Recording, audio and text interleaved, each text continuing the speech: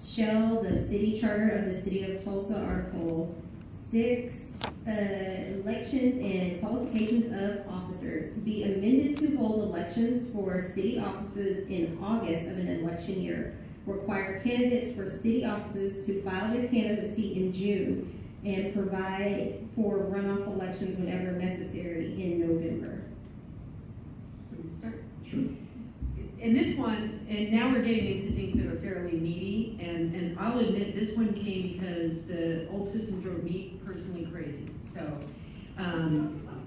but it actually drove a lot of voters crazy too, because what we had done, and I think this was sort of an inadvertent result of some changes that have been made over the years, but for mayor and councilors both, it's particularly a problem for the councilors though, because it's a 2-year term. So the way it is right now, we will have, if we don't change, we'll have filing in April, what they call the general election in June, or the primary election in June, even though they're nonpartisan. So that's one thing that sort of is created a problem, and some of you may have seen last year in the primary, we have independents often just don't realize that they vote, so we have a whole bunch of independents that don't go vote in the primary. And then last year we had Democrats who were actually turned away from precincts because they were told there were only Republicans running because Steve Bartlett and Bynum, and under our system everybody gets to vote. Anyway, but you have that election in June, and then if necessary, which it's never been necessary in a municipal election in Tulsa, in August, and then the general in November, and you take the seat in December. So what can happen is you have multiple things. You can have somebody who can win with filing, essentially, because only one person files. It's all the way until December before they take that seat. You can have what we had this last year where a challenger can beat an incumbent, and this can happen in the mayor's race or a council race. Somebody could win in June, and then you essentially have half of a year of a lame duck candidate, which can create a lot of problems. It wasn't too bad this year, but I think it was challenging for both of those folks. Says you. Oh, I was in the middle. It's still not quite as bad as you. But just imagine, not that this council, of course, is awesome, but we have had some more contentious councils in the past. In fact, we had the one year where quite a few were thrown out, but if you would have had the potential, because every councilor is up for election every 2 years, you could have a majority of the council and the mayor all lame ducks. And you could have some pretty mad people who had 6 months basically to do a lot of damage. So plus, from a council standpoint, it basically means you spend half of your, you have a year in office and then you spend a year campaigning, which is a waste of everybody's time and money. And I'll just say as a counselor, like when I go, I don't know, your neighborhood associations have counselors out, but I go out for my own. And if you're in a campaign, then they feel compelled, great, I have to bring all the candidates. They just want to have a counselor come out there to deal with their problems.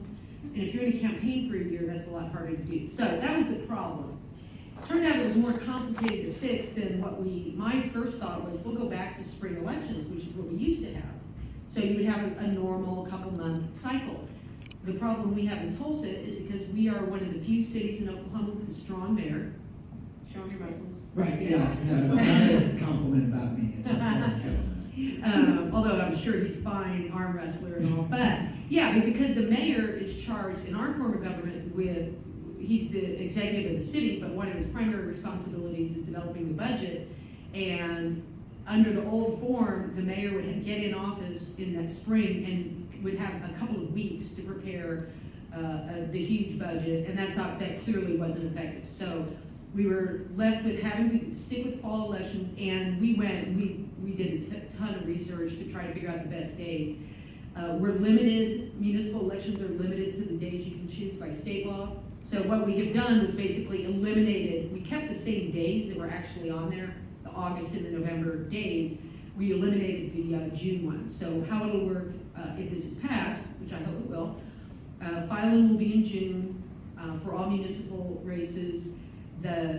What we're calling the general, to try to get away from the primary language, which confuses people in the nonpartisan, will be in August on that set date that's for elections. And then if a majority, and like in this case, when GT had a majority of the vote in that first election, that person is elected then. They won't do. And if no one person gets a majority in any of those races, you go to a runoff in November and then select the winner then. we'll still all have the inauguration is in the first week in December, so that will stay the same.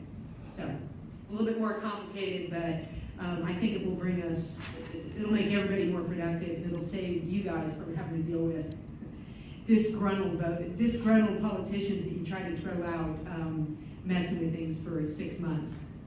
And I would just add to that, the only reason that you would keep the system that we have right now is a concern about your results of that first election, whether you call it your primary or your general, whatever you want to call it, the first election.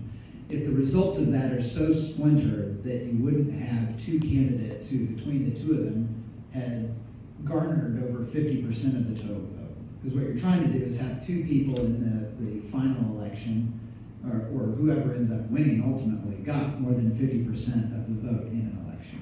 So the only reason you would keep the system we have right now is so that you could have that basically another runoff before your final election. But we went back and looked at pretty much every mayoral election that's been held in modern history, including probably the one that had, the one that had the most candidates, I think, in the history of the city back in 1992, when you had 40 plus people file for mayors when 92, when Mayor Randall had taken the job at Rogers State. And so there was an open election, 40 plus people filed, but even in that election, Susan Savage and Dewey Bartlett, between the two of them, had over 50% of the vote. So we think that this would be very helpful for our community in, one, shrinking that time frame of the elections, but then also, to Councilor America's point, having a period of time where it's reasonable for people to be engaged in campaign activity. I mean, right now, when Councilor Ewing announced a couple weeks ago that he's not running for re-election, you already have people now campaigning for that seat. And that vote under our system right now won't be for months. So Right, and it could go all the way, if it went. Could be more, it could be Yeah, 13 right. months from now.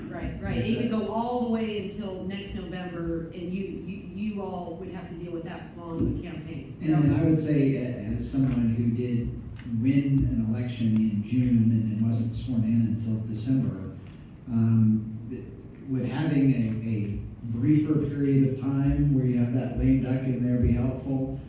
There are pluses and minuses there. I don't think that this makes a huge difference in that regard. We were lucky in that Mayor Bartlett and I both, I think, handled that like adults.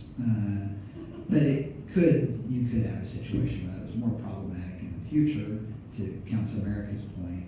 But I think the main value of this is that you are shrinking that time frame for the elections so that it's more compact, which we've seen in the past. When I was first elected to the council, you had filing in January, the first election, the primary election, because this was back when we still had partisan races, was in February, and then the general was in April, and then we were sworn in a week later.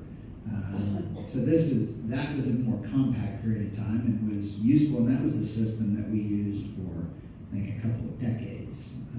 So this would address that issue.